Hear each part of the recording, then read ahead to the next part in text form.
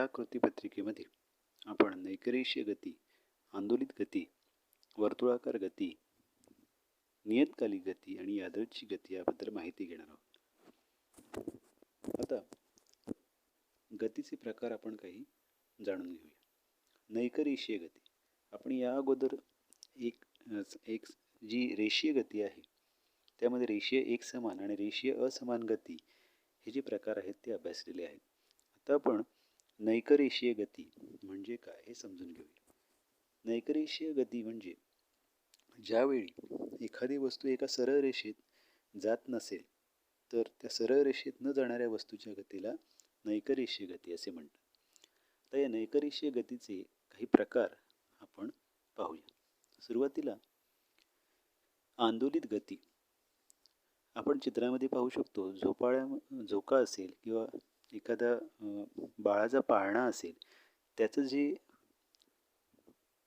गती असते किंवा ते हालचाल केल्यानंतर ही जी एक मुलगी झोका घेताना दिसते, मग त्याची जी गती आहे त्या गतीला आंदोलन असं म्हणतात. आणि आंदोलनामुळे प्राप्त होणाऱ्या गतीला आंदोलित गती असे म्हणतात.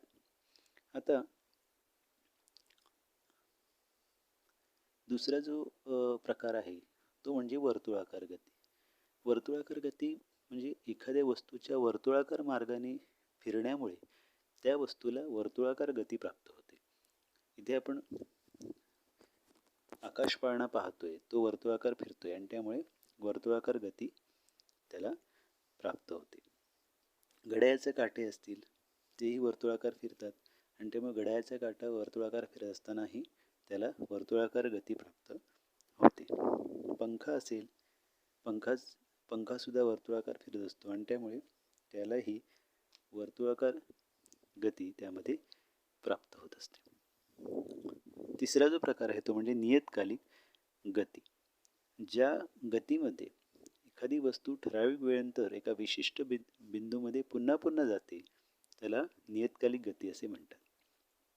तर यामध्ये नियतकालिक गतीमध्ये आपण घड्याळाचे काट्याचं उदाहरण पुन्हा एकदा देऊ शकतो, ज्यामध्ये वर्तुळाकार गती आहेच, परंतु एक ठराविक विशिष्ट वेळेनंतर ती वस्तू किंवा तो जो घड्याळाचा काटा आहे तो पुन्हा पुन्हा त्यामध्ये ठराविक बिंदूतून जातोय आणि त्यामुळे अशा गतीला नियतकालिक गती असे म्हणतात. तर अशा प्रकारे ती पुन्हा पुन्हा त्यामधून त्याच बिंदूतून ती वस्तू जात असते, वर्तुळाकार फिरत असतं आणि त्यामुळे त्याला नियतकालिक गती असे म्हटलं जाते. आता चौथा जो प्रकार आहे तो म्हणजे यादृच्छिक गती, ज्यामध्ये वस्तूची गती आणि दिशा तसंच वस्तूची जी गतीची दिशा आहे आणि वस्तूची जी गतीची चाल आहे ती सतत बदलत असते आणि त्यामुळे अशा प्रकारच्या वस्तूच्या गतीला यादृच्छिक गती असे म्हणतात. आपण चित्रामध्ये पाहू शकतो, जी फुलपाखरं उडणारी जी आहेत त्यांच्यामध्ये आपल्याला अशा प्रकारची यादृच्छिक गती, ज्यामध्ये दिशा पण बदलते आणि त्यांची चाल आहे ती सुद्धा त्यामध्ये बदलते. काही वेळेला ते जास्त वेगाने उडतात, काही वेळेला ते कमी वेगाने उडतात, त्याला चाल म्हणतो. मग ती चाल पण बदलते आणि दिशासुद्धा बदलते आणि त्यामुळे याला यादृच्छिक गती असे म्हणतात. आता काही गोष्टी आपण यामध्ये सूत्राच्या रूपामध्ये लक्षात ठेवायच्या आहेत. त्या म्हणजे चाल कशाला म्हटलं जातं, तर एकक कालावधीमध्ये वस्तूने जे पार केलेलं अंतर आहे त्याला त्या वस्तूची चाल असे म्हणतात. चाल हे सूत्र आपण इथे लक्षात घेऊ शकतो. आता हे सूत्र आपण लक्षात ठेवायचं आहे. चाल म्हणजेच पार केलेलं अंतर छेद अंतर पार करण्यास लागणारा वेळ, म्हणजे एकक कालावधीमध्ये वस्तूने पार केलेले अंतर त्याला आपण चाल म्हणतो. सराव करूयामध्ये आपल्याला काही प्रश्न दिलेले आहेत.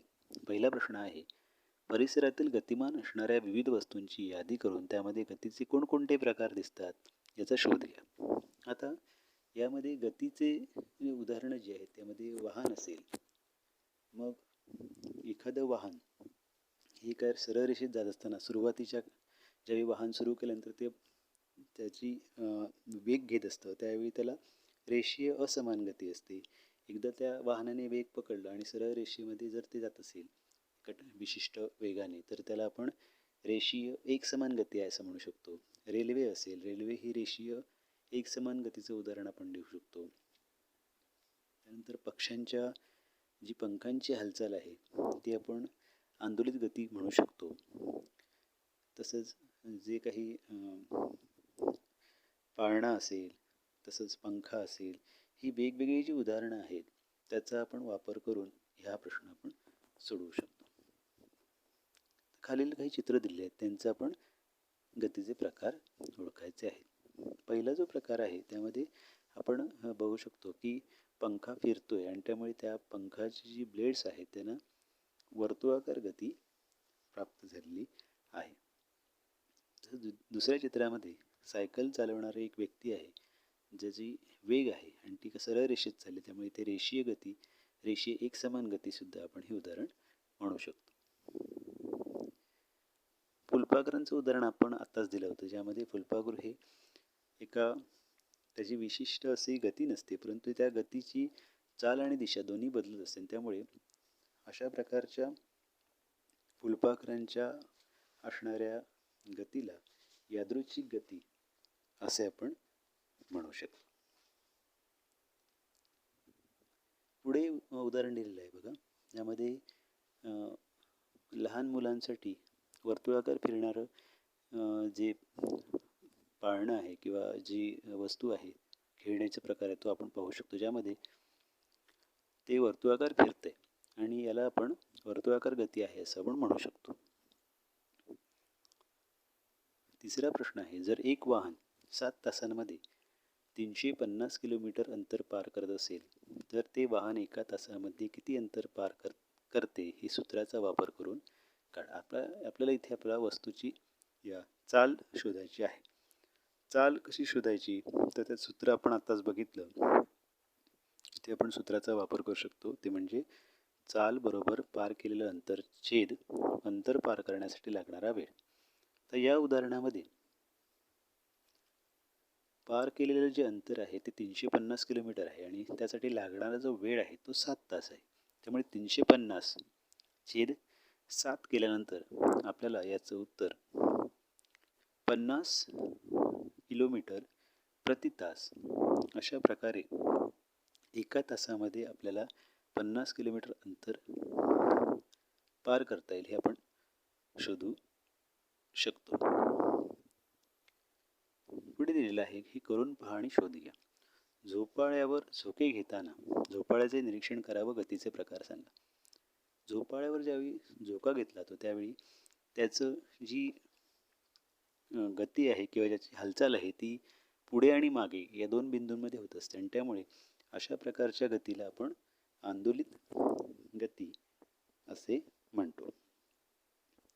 दुसरा प्रश्न आहे, आकाशामध्ये पक्षी उडताना निरीक्षण करा आणि त्याचे गतीचे प्रकार ओळखा. आकाशामध्ये ज्यावेळी पक्षी उडत असतात त्यावेळी त्याच्या पंखांची हालचाल वर खाली अशी होत असते, आंदोलित होत असते आणि त्यामुळे अशा प्रकारच्या गतीला आंदोलित गती असे म्हणतात.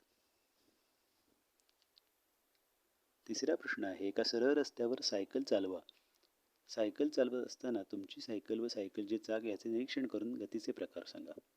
ज्यावेळी आपण एका सरळ रेषेमध्ये सायकल चालवत असतो आणि एका ठराविक गतीने आपण ती चालवत असतो त्यावेळी आपल्याला चाल जर त्याची विशिष्ट असेल, स्थिर असेल तर त्याला आपण रेषीय एकसमान गती आहे असं म्हणू शकतो.